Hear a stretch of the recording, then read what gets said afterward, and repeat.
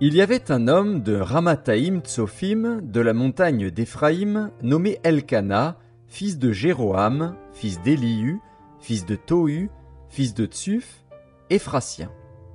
Il avait 2 femmes, dont l'une s'appelait Anne et l'autre Pénina. Pénina avait des enfants, mais Anne n'en avait point. Chaque année, cet homme montait de sa ville à Silo pour se prosterner devant l'Éternel des armées et pour lui offrir des sacrifices. Là se trouvaient les 2 fils d'Éli, Ophni et Phiné, sacrificateurs de l'Éternel. Le jour où Elkana offrait son sacrifice, il donnait des portions à Pénina, sa femme, et à tous les fils et à toutes les filles qu'il avait d'elle. Mais il donnait à Anne une portion double, car il aimait Anne, que l'Éternel avait rendue stérile. Sa rivale lui prodiguait les mortifications pour la porter à s'irriter de ce que l'Éternel l'avait rendue stérile. Et toutes les années il en était ainsi.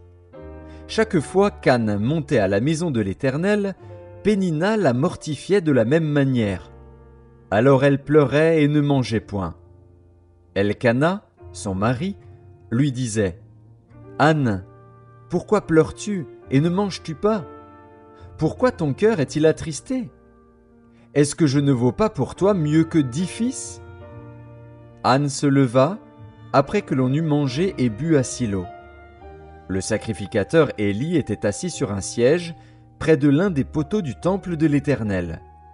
Et, l'amertume dans l'âme, elle pria l'Éternel et versa des pleurs. Elle fit un vœu, en disant « Éternel des armées, si tu daignes regarder l'affliction de ta servante, si tu te souviens de moi et n'oublies point ta servante, et si tu donnes à ta servante un enfant mâle, je le consacrerai à l'Éternel pour tous les jours de sa vie, et le rasoir ne passera point sur sa tête. » Comme elle restait longtemps en prière devant l'Éternel, Éli observa sa bouche. Anne parlait dans son cœur, et ne faisait que remuer les lèvres, mais on n'entendait point sa voix. Éli pensa qu'elle était ivre, et il lui dit « Jusques à quand seras-tu dans l'ivresse? Fais passer ton vin. » Anne répondit « Non, mon Seigneur, je suis une femme qui souffre en son cœur, et je n'ai bu ni vin ni boisson enivrante. Mais je répandais mon âme devant l'Éternel. Ne prends pas ta servante pour une femme pervertie, car c'est l'excès de ma douleur et de mon chagrin qui m'a fait parler jusqu'à présent. » Éli reprit la parole et dit « Va en paix, et que le Dieu d'Israël exauce la prière que tu lui as adressée. » Elle dit « Que ta servante trouve grâce à tes yeux. » Et cette femme s'en alla. Elle mangea, et son visage ne fut plus le même. Ils se levèrent de bon matin, et après s'être prosternés devant l'Éternel, ils s'en retournèrent et revinrent dans leur maison à Rama. Elkana connut Anne, sa femme, et l'Éternel se souvint d'elle. Dans le cours de l'année, Anne devint enceinte, et elle enfanta un fils, qu'elle nomma Samuel, car, dit-elle, je l'ai demandé à l'Éternel. Son mari Elkana monta ensuite avec toute sa maison pour offrir à l'Éternel le sacrifice annuel et pour accomplir son vœu.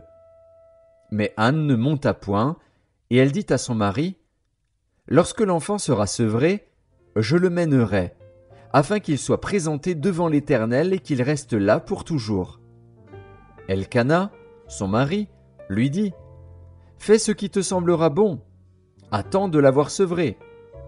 Veuille seulement l'Éternel accomplir sa parole. » Et la femme resta et allaita son fils jusqu'à ce qu'elle le sevrât. Quand elle l'eut sevré, elle le fit monter avec elle et prit 3 taureaux, un épha de farine et une outre de vin. Elle le mena dans la maison de l'Éternel à Silo.